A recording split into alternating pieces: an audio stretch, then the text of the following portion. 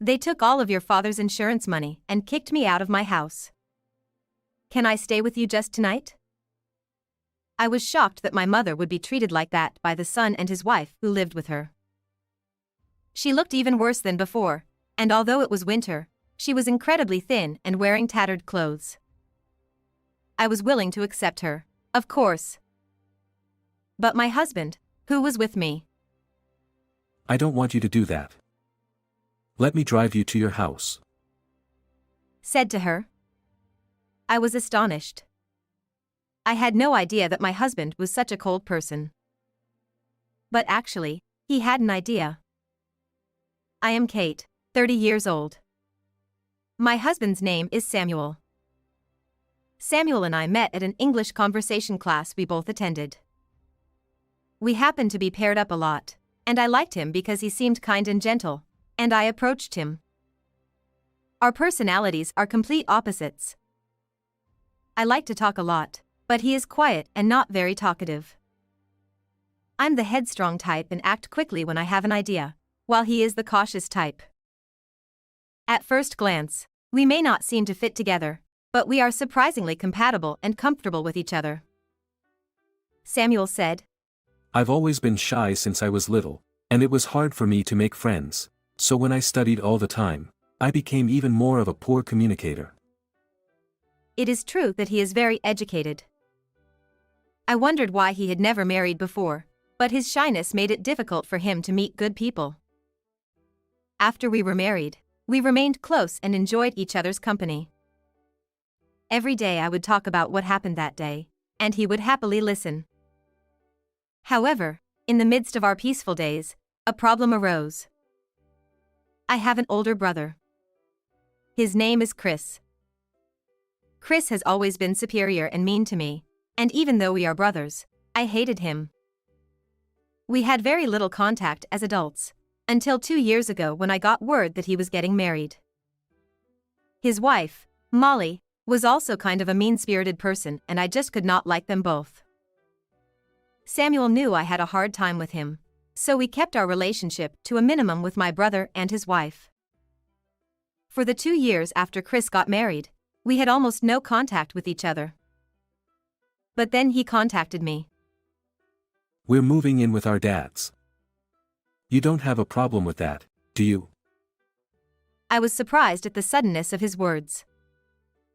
I asked him why he was moving in with them. That's obvious. Because I need someone to take care of my mom and dad in their old age. He said. The Chris and Molly I knew didn't seem like the type to say such a thing. But as long as they were like that, I had no right to stop them. I called my mother and asked her about it. Chris told me that it's probably getting too old for us. She didn't seem particularly anxious about it, so I was relieved. However, a few months after my brother and his wife moved in with my parents, our father suddenly fell ill. To my surprise, he was told that he had very little time left to live. When I heard this diagnosis, my mind went blank. My father was one of the most important people in my life. I had never thought about his illness. It was a shock to me, but it must have been a shock to my mother as well. I decided to do all I could to support my parents. After that, Samuel and I found time to visit my father. It was hard for me to see my father suffering from his illness. But when he saw my pained face, he said to me, You are cheerful and always smiling, aren't you? I thought that I should do my best, too. However, there were 2 things that bothered me when I went to visit my father. One was that my brother and his wife did not seem to have come to visit him at all. The other was that my mother looked very thin. I thought that my mother's thinness was due to the fact that my father had become ill, just as I had, but then, perhaps it was a daughter's intuition, but I had a feeling that this was not the case. On the day I happened to be visiting my mother, I invited her to a cafe and listened to what she had to say. Mom, you look kind of out of shape. Are you all right? Is it just my imagination or is it not just because you are worried about my father? When I asked her that, She looked at me with a startled expression on her face. Then she lowered her eyes. It's not a big deal. Ever since your father was hospitalized, things haven't been going well with Chris. But you don't have to worry so much. She then trailed off. After that, no matter what I tried to get out of her, she wouldn't answer me any more about it. I couldn't stand still. The next day, I visited my parents' house shortly before my brother and his wife returned home. Surprised and trying to persuade my mother to stop, I decided to hide in a closet in the living room to check on the house. Then I would see a surprise. As soon as my brother came home. I'm hungry. Mom, I want some food. He asks. I'm just getting ready. Molly, who comes home at the same time and sighs. I told you to have the food ready when we get home, didn't I? You've been a housewife for so many years, you can't even do that? Besides, my favorite clothes were a little faded. It cost a lot of money, so what are you going to do about it? Molly blamed my mother one after another. After that, I could see that my brother and his wife were treating my mother as if she were a slave. I was getting angry at what my brother and his wife were saying and doing, but somehow I managed to suppress my emotions. I knew that it would be unwise for me to run out of the house at this point. After that, I watched my brother and his wife bully my mother and beg for money, trembling with anger. Then, after making sure that my brother and his wife had gone to their room, I sneaked out of the house. I immediately reported this to Samuel. As I reported it, I cried out of frustration and sadness. I said to Samuel, "Hey Samuel, do something about it. You go to my parents' house and tell Chris and the others to get tough." I told him, but he was calm. That's not a very nice way to go. He said that and shut up without saying anything more. I couldn't believe that he didn't say anything to me until this moment, no matter how quiet he said he was. I couldn't suppress my mortified feeling. On top of that, my mother said to me, "Listen, I want you to keep what you saw yesterday in your mind for a while. Your father is sick and I just want to think about that right now. I'll be fine, so you don't have to do anything anyway." I could not do anything when my mother said that to me. But then, my father passed away without any treatment. Even though I had prepared myself, I could not accept the fact that my father had passed away. I was overcome with a grief that crushed my heart, and I could not stop crying. I am sure my mother felt the same way. Then, one night sometime later, I felt the loss of my father. I was still unable to regain my strength due to the loss of my father. My mother suddenly came to our house late at night. She was even more gaunt than I had seen her before, and though it was winter, she was incredibly thin and wearing tattered clothes. She was also carrying a single, slightly smaller tote bag. She shivered and forced herself to paste a smile on her face. "Chris and his wife took all of your father's insurance money. I've been kicked out of my house too. Can I stay at your house just tonight?" she said in a small voice. I was speechless at the unbelievable situation. At that moment, Samuel, who greeted my mother at the door with me, said, "I don't want you to do that. I will drive you to your house." Samuel's words stunned me. Oh my God, Samuel. What were you thinking? He was unfazed by my words. "It's all right." And walked my mother to the car. I hurriedly followed him and got in the car with him, not understanding what was going on.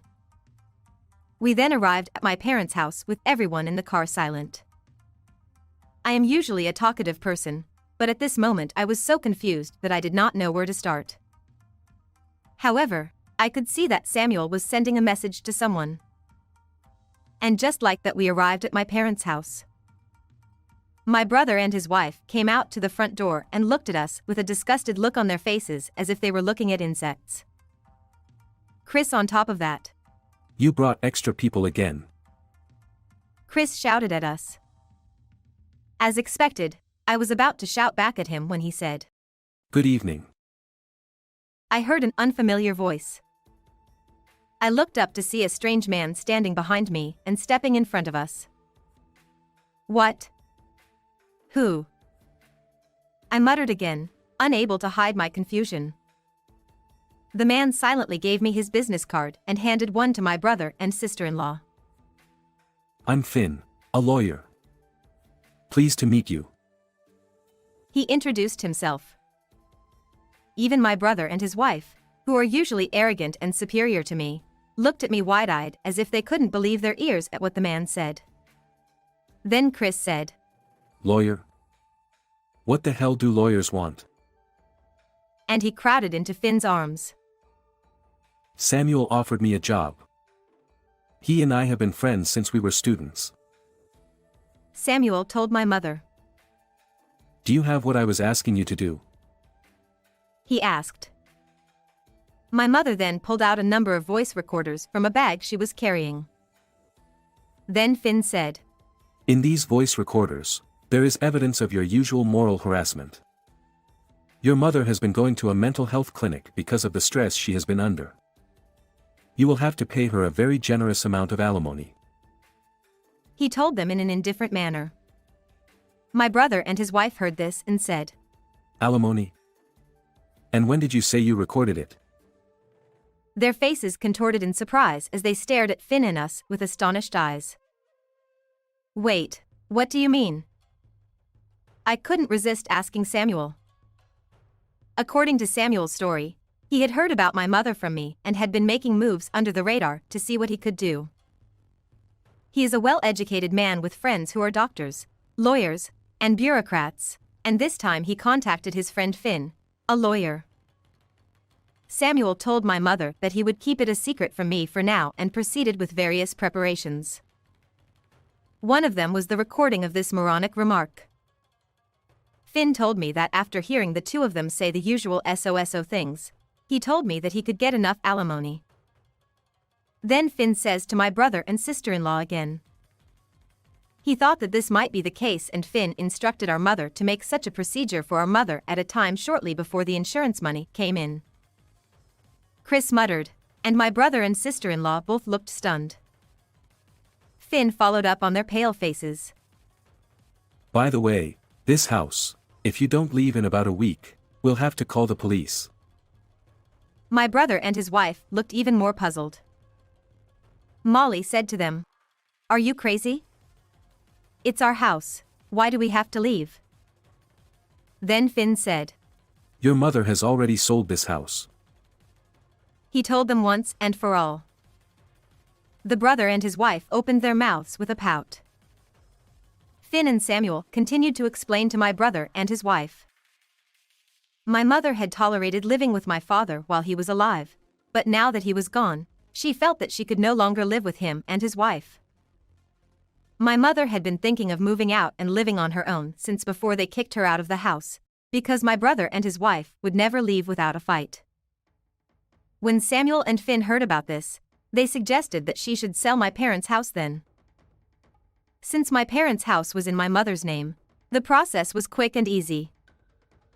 This meant that my brother and his wife would not only not get my father's insurance money, but they would also lose their house. Well, that's the way it is then. In the meantime, why don't you go and get some more necessary belongings? That's why we brought you home once we did. Samuel informed my mother. Most of my things are gone now, as they were sold or thrown away by Chris and his wife, but I'm glad I left behind some of my mementos with my husband. She said and went to get ready to slam the door. Chris was like, Hey, that's crazy. We live in this house too and you force us out. And Molly yelled. That's right. We're suing you guys. Molly shouted. Sue us. He asked back, then huffed and snickered. Then why don't you hire a lawyer too? I'll fight. Well, in this situation, I'm not going to lose. He gave his brother and sister-in-law a surprisingly cold smile. My brother and his wife seemed overwhelmed by the situation and fell silent. We went home with my mother, who had finished packing up her belongings. We later learned that my brother and his wife had failed in the stock market and were in debt. So they decided to use the money from our father's insurance policy to pay off their debts. The reason they originally decided to move in together was to get the insurance money from one of them in the future, and also because Molly didn't want to do the housework, so they decided to have our mother do it for them. Then our father passed away earlier than they expected, so they thought it would be a good thing to take the insurance money. What a selfish story. They were kicked out of their house, had debts, and were even being charged alimony. They are now in a state of homelessness, working day jobs and sleeping in motels on days when they have money. I told Samuel about a time when I visited my parents' home with my mother. You asked me to talk you out of it, but I'm not a good talker, so I wasn't sure. But I have a few friends, and I just remembered my friend Finn from college, and I asked him, and he was willing to do it. I thought that if I told you in advance, you might take some unnecessary action, so I decided to move in secret. He laughed. I was a little miffed, but he was right. Come to think of it, my mother was preparing to live on her own, but Samuel and I encouraged her to come to our house, and now she lives with us.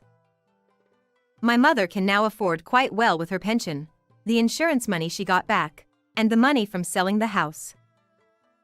She now spends her days happily attending flamenco, piano, and other lessons. I am sure that my late father would have been happy to see my mother's lively life from heaven. What did you think of this story? Please subscribe to our channel. See you in the next video.